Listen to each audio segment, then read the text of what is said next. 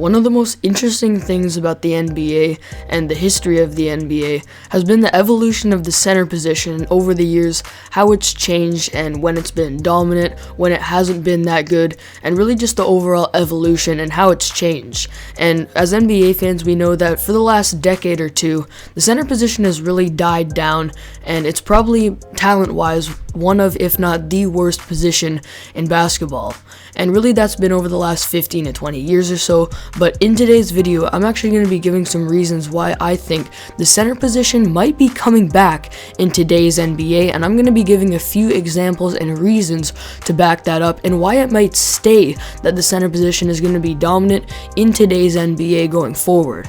Before we get started, if anyone here is new to the channel, definitely be sure to subscribe, and let's get started.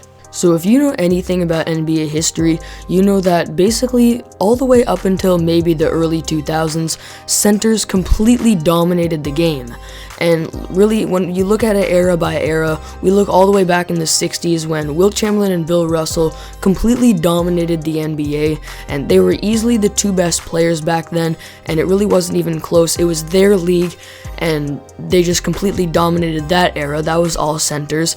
And then we look at the 70s, a guy like Kareem coming in and winning 6 MVPs and completely dominating his era. Again, the best player of that era being a center. And then really the one that stands out here is in the 90s, the center position was the most dominant in the league, and it wasn't even close. I mean, we look at a guy like Hakeem Olajuwon, David Robinson, and Patrick Ewing, 3 MVP caliber players. And then in the late 90s and in the early 2000s, we've got Shaq, and we all know that prime Shaq is probably the most dominant player that we've ever seen. So we had so many big, dominant big men back then, and it's really because of the way they played and how they were able to succeed that way, and how really the game back then evolved around things like bully ball and playing down low in the post, absolutely dominating there. And this system of play was able to work for those players back then, and it was how they got all of their buckets and how they dominated. And really the early 2000s was the turning point. Once Shaq was kind of out of his prime, the center position really died down. We haven't seen any centers win MVPs from then until now, and really no centers that have even come close. And a big part of this is how the game has changed, and we've seen tons of centers completely have their careers ruined and leave the league because they just don't fit into the modern day NBA anymore. There's a lot of three-point shooting, defenses are completely different, and I mean, when we look at some centers in this big dead period of centers from the early 2000s up until now, there was a point where guys like Marc Gasol and Joakim Noah were the best centers in the league, and I know that they are very good players still, but for the best at a position, that is not very good. And really over the last 15 years or so, the center position has consistently been one of the worst in the league. It's gone from the best in the league, completely dominant, and all MVPs back then were centers, to a position that's probably the worst in the league. And I specifically remember about 6 months ago from right now, in the off season of last season, I remember seeing a post on Instagram that was saying how many MVPs were won at each position in the NBA. The center position had 24, and all of the other positions had about 8 to 11.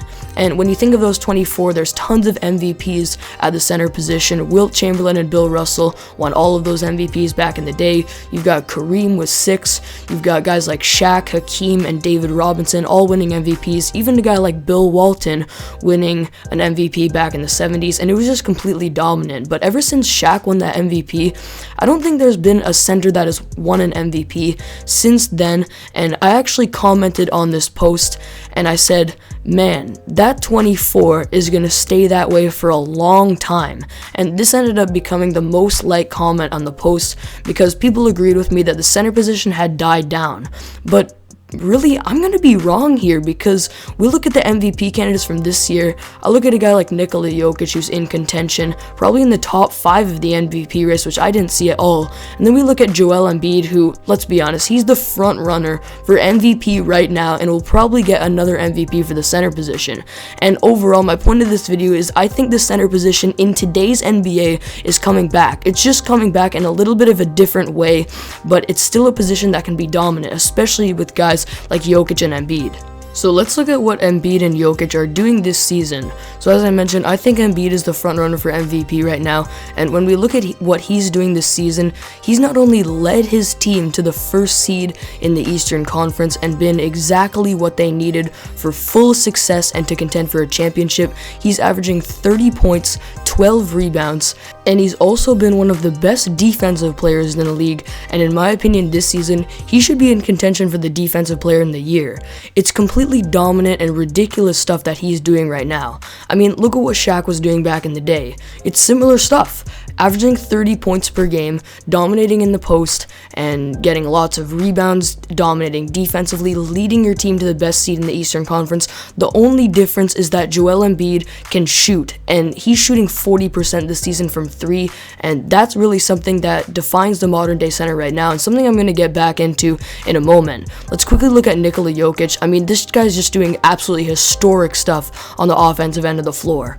27 points per game, 11 rebounds per game, 9 assists per game, has consistently been averaging around a triple-double this season, and on the offensive end of the floor, he just does everything for his Denver Nuggets team, and it's the reason they're still in a playoff spot right now and pushing back towards becoming one of the better teams in the Western Conference.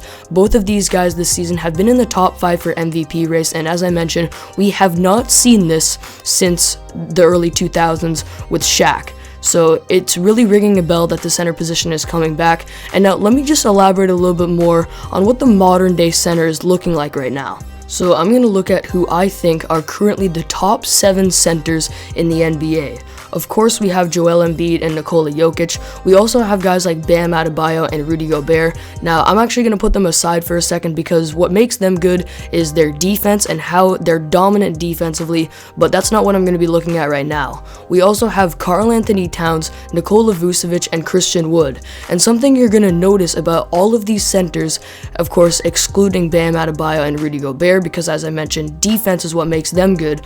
All of these 5 centers that I mentioned, other than Bam and Rudy, are very good at shooting threes, and specifically I look at Joel Embiid and Nikola Jokic, 2 guys that are shooting over 40% this season, and we look at Karl-Anthony Towns. We know that when he's at his best, he's shooting over 40% from 3 and is a very skilled and overall dominant offensive big man because of how well he shoots the ball as well.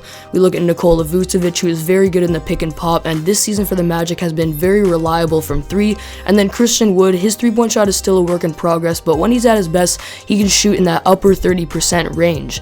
And really my point here is that the center position is coming back as we see players like Joel Embiid and Nikola Jokic playing like MVPs, but it's coming back in a different way with 3-point shooting centers. We look at all of the centers back in the day: Shaq, Hakeem Olajuwon, Patrick Ewing, David Robinson, those guys in the 90s that dominated.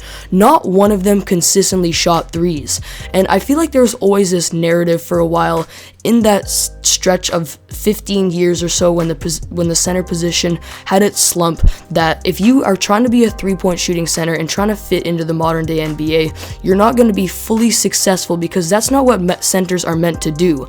But I really think the league is finally turning that corner, and guys like Joel Embiid, Nikola Jokic, and all those other 3-point shooting centers that I mentioned are adapting to the game and becoming dominant with a 3-point shot.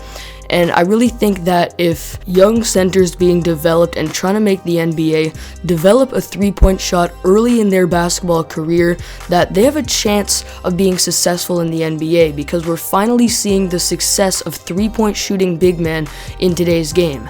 Now, I don't think that post-game is completely gone from the game, and it will never be. I mean, look at a guy like Joel Embiid. Most of what makes him dominant is his post-game. But all those 5 centers, Jokic, Embiid, Karl-Anthony Towns, Christian Wood, and Nikola Vucevic, all shoot very well from 3, and it's showing in their success. I mean, specifically a guy like Vucevic, he's improved so much this season, and he's showing that he's an all-star player. And like I mentioned multiple times, we've really seen that slump of centers from the early early 2000s up until now, but I think that's because that was the transition between the olden day center and the modern day center. And I think the NBA and the center position is finally turning that corner, and modern day centers can now succeed at a high level in the NBA, and it's being shown with these players, especially the MVP caliber ones. So there you have it. That is the end of today's video.